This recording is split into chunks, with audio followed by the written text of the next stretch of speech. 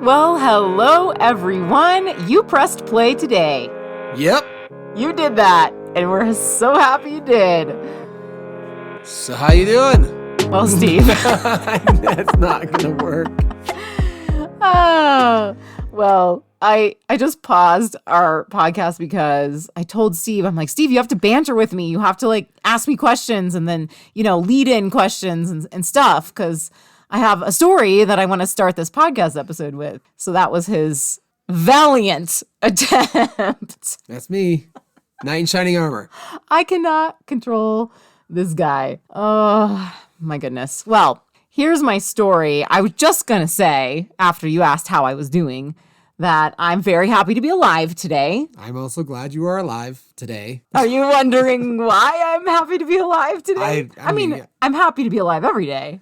But specifically this day. Okay. Anyway, a few days ago, I had dropped Memphis off at preschool and I was walking back and I was crossing a very busy street and the walk signal is notoriously short. I would say for a lot of crosswalks in this country, right? Yeah, most of them are shorter than you really need. Yeah, in the States, it's like, go ahead, take your leisurely walk across the crosswalk. And here in Ecuador, it's like, you better go. Anyway, so the crosswalk sign, the walk sign had already started when I was at the other side of the street. So I was like, I really need to hustle. So I ran. I was running across the street. And I tried to plan this out as well as I could. I'm in the crosswalk, the walk sign is on, everything is good. I am hustling even more than normal. But what I couldn't account for was this huge bus coming from the opposite direction, but turning right in front of me. So I am in the middle of the street. I have to wait for the bus to finish its turn and go along its merry way. And so I'm going to try to go right after the bus before the traffic to my right starts coming at me. So I go, I'm skirting around the bus, and here comes a taxi turning on the heels of the bus. And of course, the taxi doesn't see me at all because there's a giant bus in front of it. And so I literally have to jump and while I'm in the air, I have to turn my body and of course scream really loudly and do this hop step. I'm imagining these moves were very similar to what you'd find in The Matrix. Yes! Thank you, babe. I mean, you call it a hop step, but we're going to call it something more Matrix-y. Okay, like what? When you lean back and you have to... If you could only see what Steve is doing right now. So I screamed. I got to the curb. I was very close, but that taxi never saw me. Definitely never saw me. Did not care about me. And yeah, so I'm just out here making a fool of myself once again. It had nothing to do with the language either. No, there was no language barrier on this one. This was just straight up making a fool of myself. We are Red Weather Christians. I'm Jen. I'm Steve. We're here working through what drives, motivates, and inspires us to act. Whether it's a career, a religion, a family, or, in today's episode, micromanaging, does it even make us happy?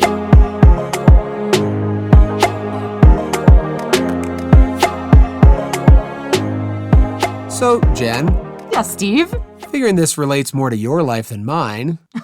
I can't imagine why. Why do you micromanage things? Listen, this is the central question of this episode. Yes, did I choose this topic? I did, okay? I admit it. Is this more of a problem for me than it is for Steve? Sure. But I think this is an issue that a lot of people have, so we're going to talk about it. Steve, whether you like it or not. I have been micromanaged into talking about this, yes. Yes. Yeah. Why do we micromanage? Why do we micromanage others? And, are you guys ready for it? Drum roll, please. Why do we... I mean, you can keep that if you want. Why do we micromanage our own lives? So, of course, we'll start out with some personal stories, either being micromanaged or what Jen likes to do with her own life. I'm working on it. Anyway, so we usually take this into consideration when we're at work, a place of employment, where we have a manager. I see what you did there, Stephen. Does your manager micromanage you? Right, so if you're given an assignment or a job or a mission to complete, are they looking over your shoulder? Are they making sure you're doing it the way they would do it? Or are you given the freedom to just solve that problem on your own? Yeah, and there are different kinds of situations here. Of course, sometimes maybe you need a little bit of micromanaging from an authority figure to help you get started or give you some guidelines, that kind of thing. But ultimately, my philosophy here is if you got hired to do a job, then you should be able to do that job, perhaps with a little help, a little guidance, but without being micromanaged. Also, let's keep in mind here that if you're hired to do the job, you are presumed to have the skills to do that job, and the person managing you might not even have those skills to do said job. Oh, I had a boss, we'll just use that term, even though we're in education. I had a boss who famously would say, "Oh, I do not micromanage. I do not do that. I'm so against micromanaging." And then this human would proceed to try to micromanage everything possible. Like, what assignments are in your grade book? How many essays do you do every week? Are the students getting enough practice? Yeah, all that fun stuff. But let's say someone tries to manage how you do something mathematically, like say run your grade book, and they don't understand how math works. Jen and I have lived this scenario. We could digress into many hours of why total points method of grading. We could do an entire podcast episode on why total points is better than categories, people. And yet, we continue to have educators, fellow educators, who have become now principals or department heads trying to micromanage our ability to do math. That's just not a good idea with Steve. Just throwing that out there. If anyone listening knows Steve, do not do this, please. With some things, sure. Math, don't do it. Anyway, there are other things that happen outside of the job where we might micromanage or be micromanaged. Let's talk about relationships. Let's talk about sex, baby. Okay. Let's talk about you and me. That's for later, right? After this. Let's talk about all the good things and the bad things. So you might have a friendship where it's maybe more one-sided than the others, where you can only get together certain times for certain things, certain events, only coffee, only at a certain coffee shop. Like, that is overly micromanaged. I mean, that just doesn't even sound like a friendship. That doesn't sound like something I would want in my life. Have you not had one like that? Maybe, perhaps I have. Well, this is where we get personal, Jen. Oh, okay. Yeah, I mean, you might have a friend like this where you do enjoy being together and you do enjoy getting together, but it's almost always on the other person's terms. I think that might be a little bit of the micromanaging a relationship. And we keep using micromanaging. It's a word that just has more syllables than control, really. And so you have these friendships, perhaps, that one person is controlling and the friendship is on their terms. I think plenty of people deal with that. And, I guess as long as you're still enjoying your time with that person and it doesn't bother you, it's okay. But I don't know, over time, if it continues and it's always just a friendship on their terms, maybe it's not really a friendship. Maybe not. Let's go to another one. This one hits close to home for anyone who's ever volunteered with a church, specifically a church. We are Red Weather Christians. Christians, remember, people? Anyway, the idea behind volunteering in general is that you are freely giving of your time and abilities to whatever endeavor you are both a part of. Sounds nice. Sounds like we need people like that in this world. Let's just say this task was handing out bulletins, if they still exist. Yes. Now, the rule would be only one bulletin per person. The rule, I like that, yeah. There are rules to this. Of course. And the head bulletin passer-outer would make sure that you know the rules. The rules. Oh, man. And then they watch you pass out the bulletins. You better not mess up. As if you could screw that up. There are always infinitely more printed bulletins than anyone is ever going to take. You're never going to run out. Yeah, that is normally the truth.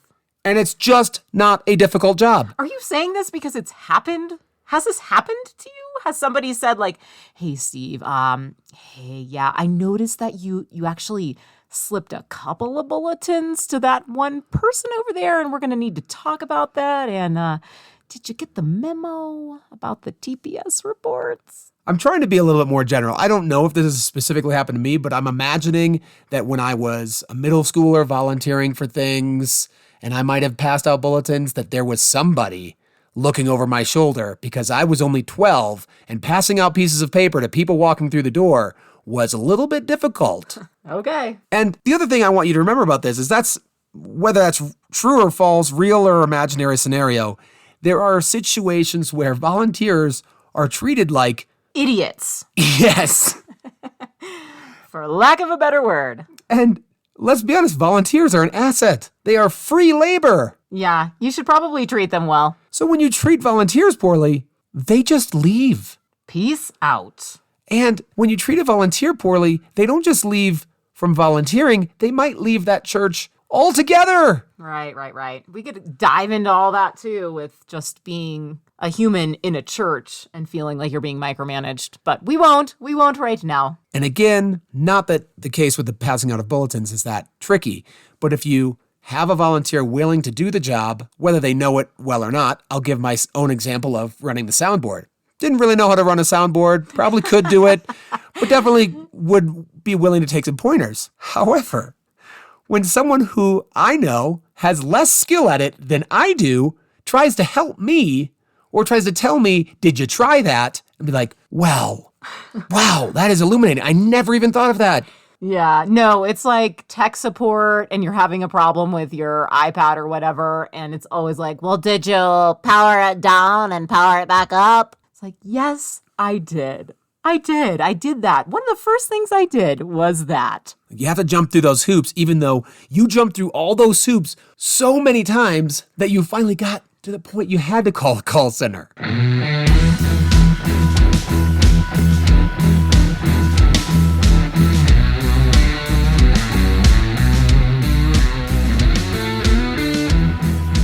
So why do we do that? Yeah, why do we feel like we have to micromanage others? Like, is this some kind of power trip, Stephen? Well, let's talk about our kids for a second here. Now, they're terrible at doing just about everything. Oh, come on now. We just went on a pretty difficult hike today, and they did very, very well. Yes, but there were points where I know I was telling Memphis, just one foot in front of the other, buddy. And then you had to put them in the backpack. Or, hey, that fence isn't actually sturdy. Don't go near it. Or that's a barbed wire fence. And you have to say that 4, 5, 24 times. That feels like micromanaging. Yeah, you right. And so sometimes it's what we believe to be controlling the situation in the best interest of everybody. Right, or safety when it comes to our kids. And because we can say that, we can use that as a justification for all the micromanaging we do. I think the other one with kids and with parents micromanaging them is efficiency. Like the parents know, like, okay, if I just tell them how to do it this way, it'll get done faster. And if it gets done faster, we can move along to the next thing that we want to do. And it's busy all the time. Also with kids, as far as micromanaging, I think of when I have them help me in the kitchen. And it's always like, I have to mentally brace myself ahead of time. I have to tell myself, I have to walk through some things in my brain before we begin. Like, it's going to be messy. You're going to be okay, Jen. You can clean it later, Jen. Jen, it's going to be okay because they're going to be learning and it's going to be good. It's going to be good. Because you guys know, if you've had your kids help you in the kitchen, it's awful.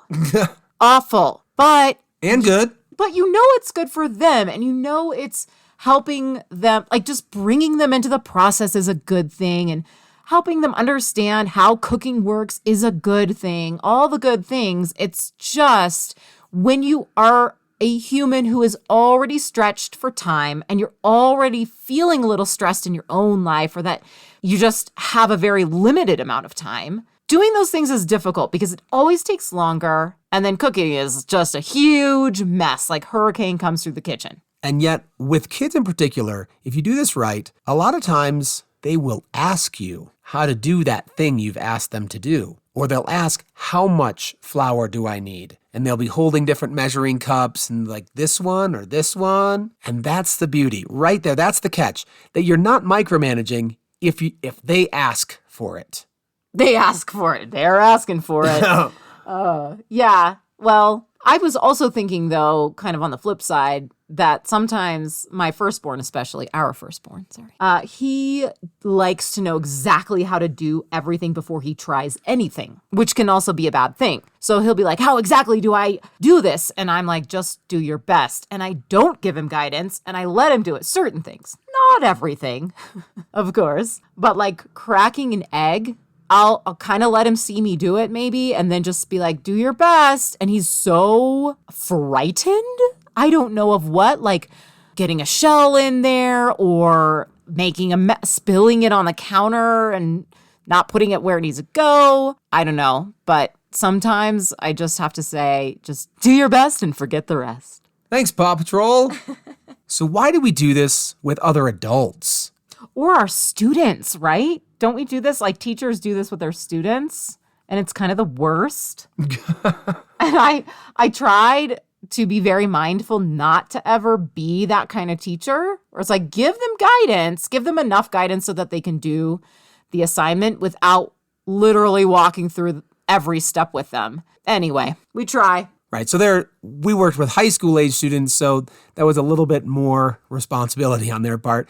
But then adults, why can't we just let the adult do what they're going to do? Are we so concerned that they're going to do it wrong? I think sometimes it's like a situation where if you are the manager, it reflects poorly on you. So then knowing that, you try to go in and preempt any mistakes that your employees might make. But you guys, remember, the mistakes are how we learn. Well, and when we do that, we build distrust between adults. Like telling them, I don't know if you're capable of doing this, Jen. I probably need to do this with you or for you entirely. Yeah, it makes you feel like, oh, I can't do this on my own. And if you go into a job with that mindset, hello, that's not going to be a good situation long term. If you think that you can't do anything unless you get help from your authority figure. And let me mention it again, that if said manager is incompetent at the thing that they're trying to manage you with, that's also a very difficult point of conflict. Yeah, you should probably get out of that situation.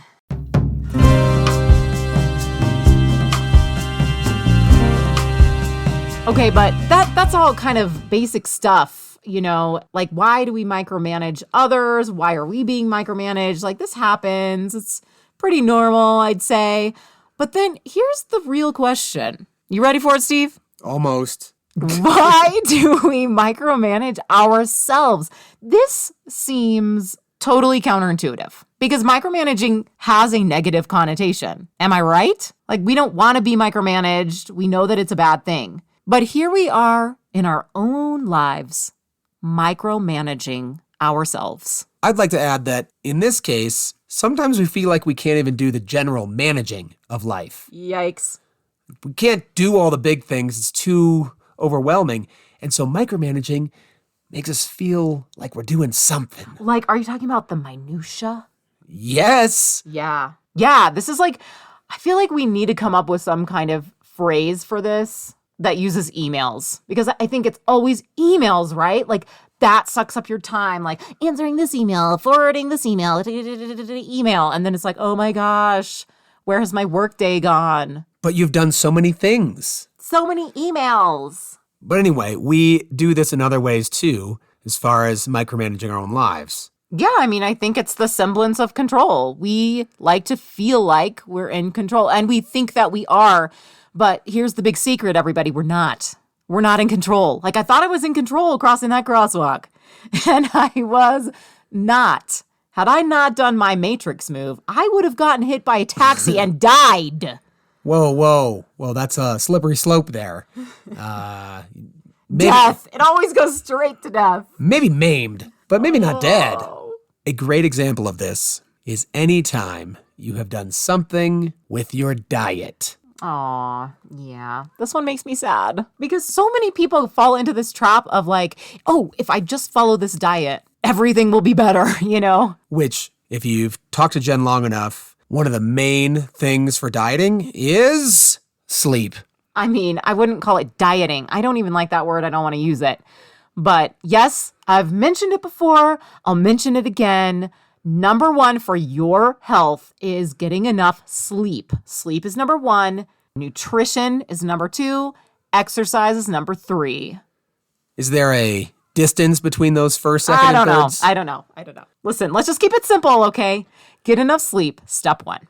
Right. So if you were to manage your life, make sure you're getting sleep. That's not a micromanage. That's managing your life properly. Yeah, right. Exactly. That's a good thing. And then if you're going to micromanage every single meal, you think you're in control of your nutrition and your health, and you're not. Oh my gosh, this makes me think of that, like counting macros, or I don't even know what it is. I don't even know what that means, but I know it's something that is floating out there in the nutrition, health, wellness world. And it just seems like a lot of work and counting and math for just like eating food. The math part's fine. I don't think so, though. I don't think so when it comes to food. I mean, yeah, okay. I take it back. I think it's okay to look at the numbers. Like, look and see how much sugar is in this package of M&Ms that you want to scarf down and realize, whoa, that's more sugar than I should probably eat in a day. I mean, yeah, it's about balance, right? Balance. There's a Midwestern accent. Well, I am wearing my Packers jersey today, so... Go Pack, go!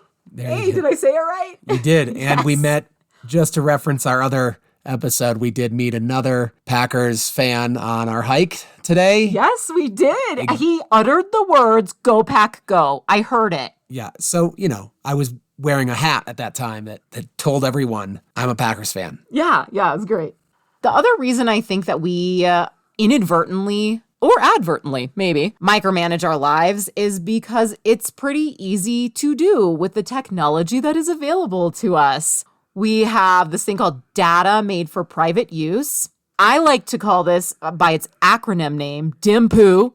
We have DIMPOO, like apps and watches that track data, but it's for us, right? It's not necessarily supposed to be shared with the world like, hey, everybody, my menstrual cycle is coming up. Just wanted to let everybody know. But you do have an app for that. And then I don't. I actually don't either. Side note for all the ladies listening, I would delete that app if I were you, if you live in the United States. It's a crazy, like, big brothery place right now with all that. But this data that is available through apps and, like, smartwatches, yeah, it tracks all our personal stuff. Our steps, our calories burned, heart rate, sleep cycles, menstrual cycles, at GPS, which can be a kind of scary thing, too. But I think that we get pulled into all of that. It's kind of like, for me, it's kind of fascinating. Like, I am interested to know how many steps I've taken or like what my sleep cycles are or my heart rate when I'm running and my pace and stuff like that. So it's interesting on the one hand, but I think there is definitely a balance because when we are tracking all of that stuff, it can make us go a little crazy. I don't use any of these apps or a lot of social media. This does not affect my life. Yeah, but I think a lot of people do. A lot of people have the smartwatches. A lot of people have their apps on their phones that track all the things. And we can get sucked into feeling like that is putting us in control of our lives. And then if we don't get the amount of steps in a day, we feel XYZ emotions. No, you just shake your wrist when you're in bed. And then it counts the steps. Yeah. But then when you share DIMPOO on social media, it can be accountability, sure, and that can be good-ish. But it can be stressful, too, because social media is a whole other thing. I am mildly active on social media, and I do enjoy it, and I do post things, but I have to find balance. And there are lots of people who feel like if I don't post every single day with this data, which is really personal, then I'm going to lose my audience or whatever it is. But all of this tracking and monitoring and all this semblance of control, it's exhausting and it can make us crazy. Right. And I feel great and I don't have any of those things. So you can have that too. This is my advocacy. Are you talking to me or are you talking to our listeners? Everybody who's listening, who wants to have some semblance of a good life, I feel like I have that, and I have none of those social media apps. Steve is just always playing online chess. And now he's discovered Minesweeper, which he downloaded on his phone. And he's always playing Minesweeper, Solitaire, like these old school games. Minesweeper is way better than Solitaire. Let's just put it out there. Really? In Minesweeper, you have to think. You could just tap the screen for Solitaire. And That's true. Confession, I also downloaded Minesweeper today. Woo! Anyway, I think we have chatted a little bit about why micromanaging is bad. It's exhausting to be in control all the time. You might feel guilt or shame or embarrassment when things don't come out perfectly. And it's so much work that you are putting into your lives that you don't need to be.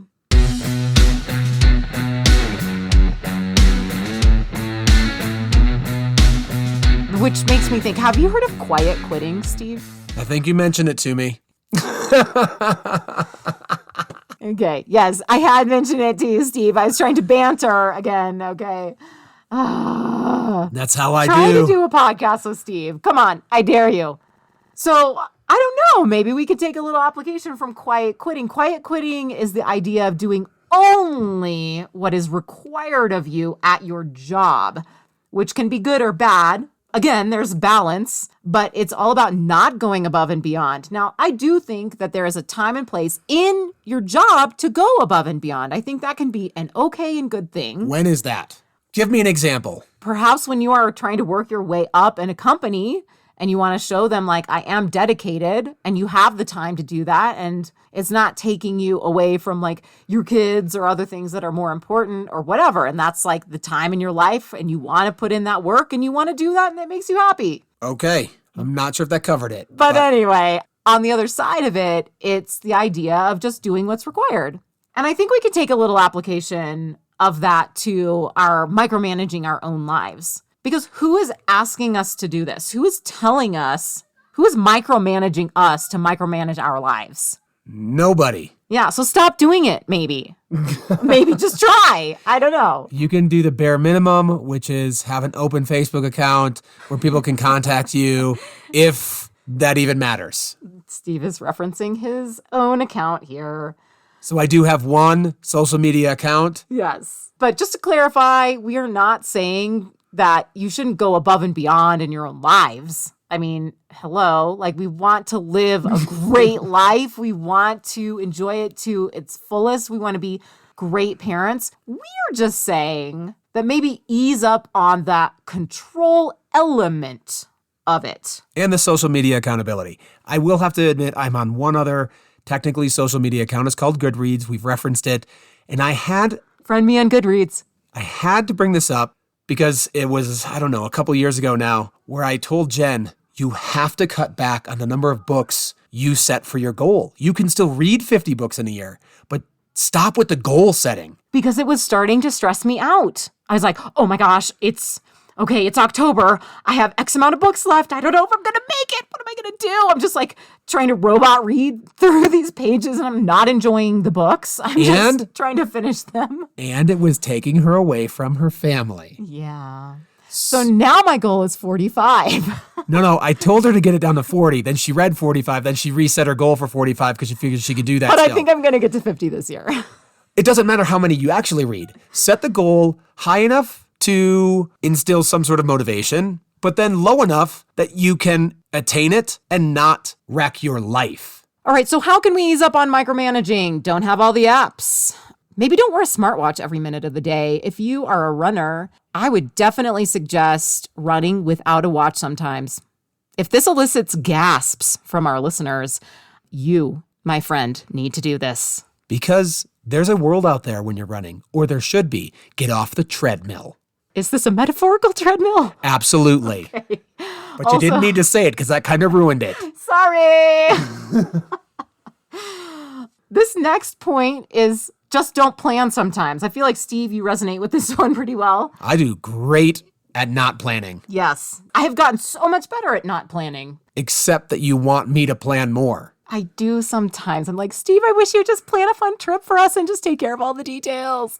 Anyway, I do have something to say about this point that is serious. And that is, you guys know this, but Creativity often comes when our minds are at ease, when they're relaxed. Maybe when we're doing a somewhat tedious task, or maybe like when we're on a hike, or we're doing meditation or yoga. I would hope that you're thinking. Yes, but our brain is meditation. relaxed. Your brain is relaxed, is what I'm saying. Like, that's what it's all about. It's like kind of emptying everything out and maybe focusing on only one thing, or trying even to just blank out your brain completely, which, yeah, have fun with that. But also maybe when you're like taking a shower or something, don't put on music, or just have it quiet. Just be in the shower with your own thoughts, or even When you're taking a poo. But I also say that's a great time to read a book. yeah, but sometimes I'd say just poo. Just poo, don't bring a book, and see what your brain says to you. Are you telling that to me or everybody else? Because they're on their phones. Both. Well, yeah. Get off your phone, people. Don't bring your phone to the toilet. That's gross anyway. Right. And the real world is out there. When you Poop in the real world. when you have your phone, when you're taking a poo, it usually takes you 5 to 10 minutes longer because you're on your phone. Yeah, that's true. That's true. Yeah, I mean, I have definitely done that. I bring my phone in with me. But your book is on your phone. Yeah. But then I'm like on social media or doing dumb stuff or whatever. Minesweeper. Quick selfie. Oh, stop. Oh, gosh. No. Never done that.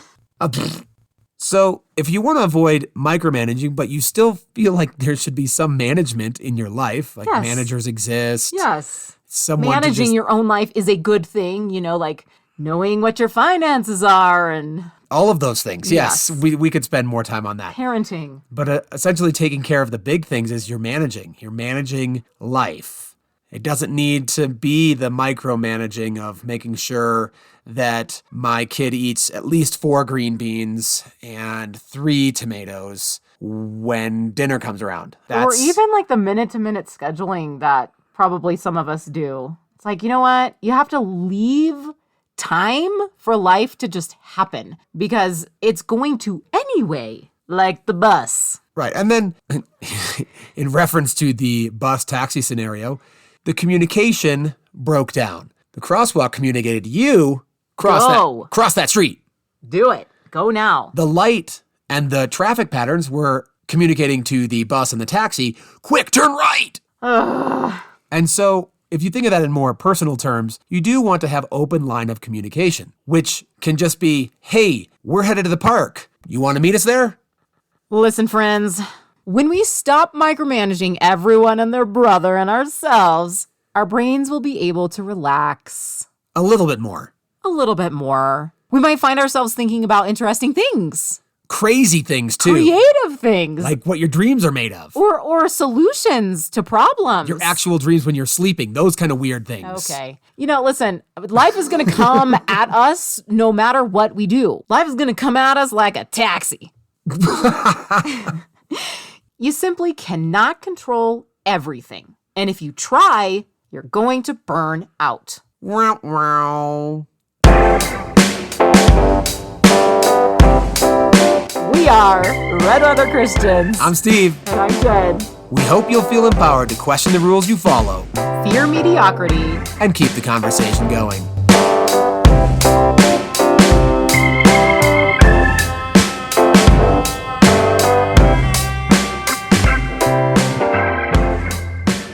Hey, everybody. If you're enjoying Red Weather Christians, why are you laughing at me? Hey, it's Fat Albert. Oh my God. That's what that was. I've never even watched that. Seriously, Steve, doing a podcast with you, something else. What I was going to say is, hey, everyone, Good. Every time you do that, you're going to think of it now. want to share Red Weather Christians on social media, even though we just talked about how bad social media is? Hey, it's Fat Albert. Cool, thanks so much. But we have a good reason why you should share, and that is we'd love to reach more people to open up the conversation even more. Hey, it's Fat Albert.